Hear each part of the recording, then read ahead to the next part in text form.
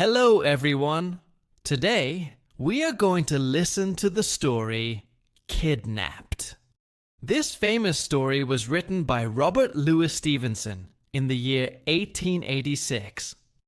It is an exciting story about adventure, danger, and a young boy's journey to find truth and freedom. David Balfour was a young boy who had just lost both of his parents, and now he stood alone in the world with only a small bag and a letter that his father had given him before his death. The letter was very important because it was addressed to David's only living relative, his uncle Ebenezer, who lived in a place called the House of Shaws. David had never met his uncle before, but he believed that this man could help him start a new life. So he decided to travel to find him. The journey was not easy, but David walked with hope in his heart and a quiet strength inside him. He passed through small villages, green fields, and long empty roads, thinking about what his future might look like once he reached his uncle's house.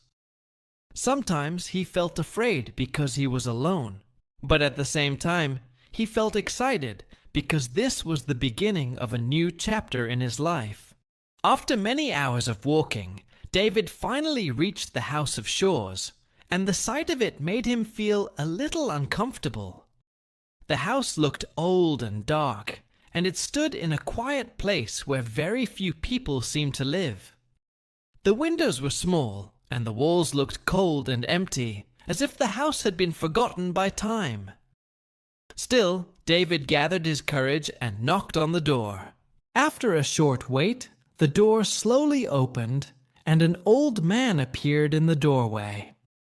This was Ebenezer Balfour, David's uncle. He was thin, with sharp eyes, and a face that did not show much warmth or kindness. When David told him who he was and gave him the letter, the old man read it slowly, his eyes moving carefully over every word. For a moment, Ebenezer said nothing, and the silence felt heavy between them. Then he looked up at David and invited him inside, but his voice was not friendly or welcoming. It was cold and careful, as if he did not fully trust the young boy standing in front of him. David stepped into the house, and the door closed behind him with a quiet sound that made him feel uneasy. Inside the house, everything felt dark and empty. There was very little furniture, and the room seemed cold, even though it was not winter. David tried to stay calm, but he could not ignore the strange feeling that something was not right. His uncle moved slowly through the house, watching David closely, as if he was trying to understand something about him. As the evening came, Ebenezer gave David a small meal, but he did not speak much. The silence at the table made David feel uncomfortable, and he began to wonder if coming to this place had been the right decision.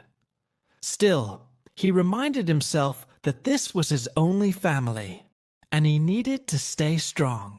Later that night, something very strange happened. Ebenezer asked David to go up a dark staircase and bring down a chest from the upper room. He gave David a candle and pointed towards the stairs, which looked narrow and dangerous. The steps were old, and there was no proper light, only the small flame in David's hand.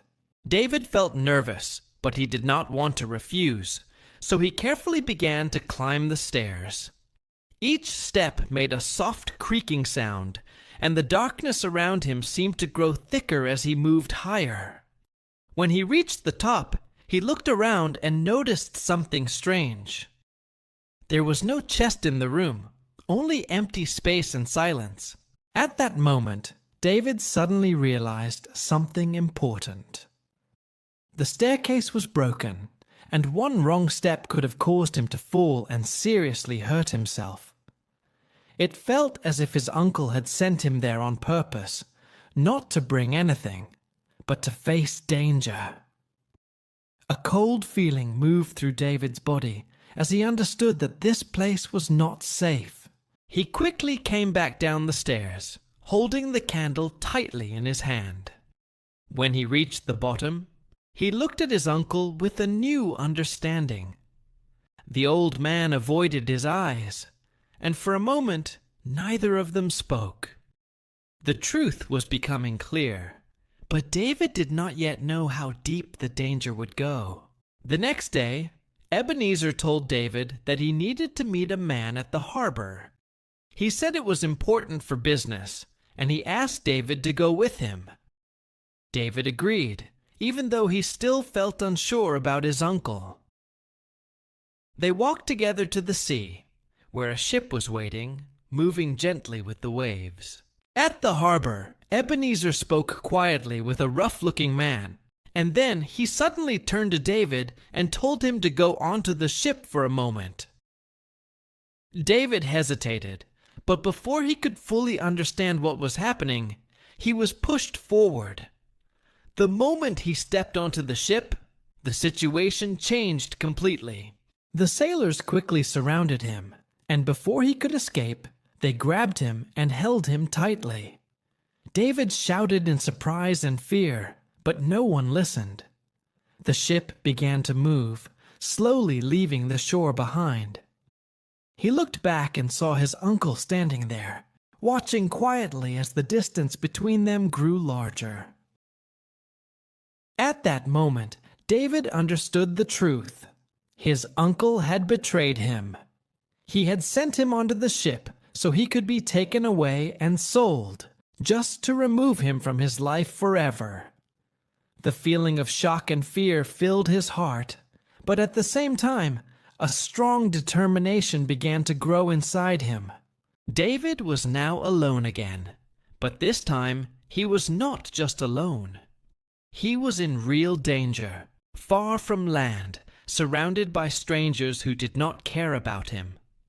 The sea stretched endlessly around him, and his journey had suddenly become something much more serious than he had ever imagined. The ship moved slowly at first, and then faster as the wind filled its sails, carrying David farther and farther away from the land he had hoped would become his home. The sound of the waves hitting the sides of the ship and the loud voices of the sailors made everything feel confusing and frightening. David stood still for a moment, trying to understand what had just happened, but deep inside he already knew the truth. He had been tricked, and now he was no longer free. The sailors did not treat him kindly, and they made it clear that he was not a guest on the ship, but something closer to a prisoner. One of them pushed him toward a small, dark space below the deck, where the air felt heavy and the light was very weak. The room smelled of salt, wood, and something old and unpleasant, and David felt his fear growing stronger as the ship continued to move across the open sea. At first, he felt helpless, as if there was nothing he could do to change his situation. But slowly his mind began to calm, and he started thinking more carefully. David was not a weak boy, and even though he was young, he had a strong sense of right and wrong. He knew that what had happened to him was not fair, and he refused to accept it quietly. Instead, he decided that he would watch, listen, and wait for the right moment to act. As the days passed, David learned more about the people on the ship. Some of the sailors were rough and unfriendly, speaking in loud voices and laughing in ways that made him uncomfortable, but others seemed quieter and less cruel.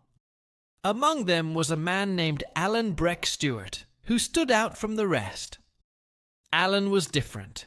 He carried himself with confidence, and there was something proud and strong in the way he spoke and moved. Alan noticed David almost immediately and seemed curious about him. Unlike the others, he did not treat David with disrespect. Instead, he spoke to him in a calm and direct way, asking questions about his life and how he had ended up on the ship. David told him the truth, explaining how his uncle had betrayed him and sent him away against his will. As Alan listened, his expression became serious, and a quiet understanding appeared in his eyes. He knew that the world could be unfair, and he seemed to respect David's honesty and courage. From that moment, a small bond began to grow between them. A connection built not on friendship at first, but on shared understanding. One evening, as the sky grew darker and the wind became stronger, the mood on the ship changed.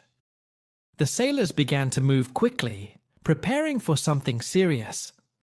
The sea, which had been calm before, now started to rise, and the waves became larger and more powerful. A storm was coming, and everyone on the ship could feel it. The wind howled loudly, and the ship began to shake as it moved through the rough water. David held tightly to whatever he could find, trying to keep his balance as the deck moved under his feet. The rain fell heavily, and the darkness around them made everything feel more dangerous and uncertain. In the middle of the storm, something unexpected happened. A conflict began between Alan and some of the sailors. It started with harsh words, but quickly became more serious. The tension that had been building on the ship finally broke, and the situation turned into a violent struggle. David watched with fear and shock as the fight grew more intense. He had never seen anything like this before, and for a moment he did not know what to do. But then he saw Alan standing alone against the others, and something inside him pushed him to act. Without thinking too much, David moved forward to help him. The fight was fast and dangerous, and the sound of the storm mixed with the noise of the struggle created a scene that felt almost unreal. David did not have much experience, but he used all his strength and courage to stand beside Alan. Together, they managed to protect themselves and push back against the sailors. After what felt like a long and exhausting moment, the fight finally ended. The storm slowly began to calm, and the ship, though damaged, continued moving across the sea. David was tired, his body shaking from both fear and effort, but he also felt something new inside him. He had faced real danger and had not run away. Alan looked at him with a small but clear sign of respect. The bond between them had grown stronger, and now it was something closer to friendship. In this difficult and uncertain situation, they had found trust in each other, and that trust would become very important in the days to come.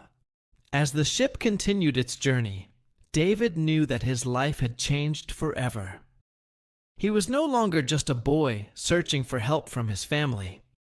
He had entered a world where he needed to rely on his own strength, his courage, and the choices he made. Far ahead, beyond the endless waves, land was waiting, and with it, new challenges, new dangers, and a path that would test everything he had inside him. As the storm finally passed, and the sea became calmer again, the ship continued its journey through the wide and endless waters. The sky slowly cleared, and soft light returned, but the feeling on the ship had changed. The fight had left its mark, and nothing felt as it had before.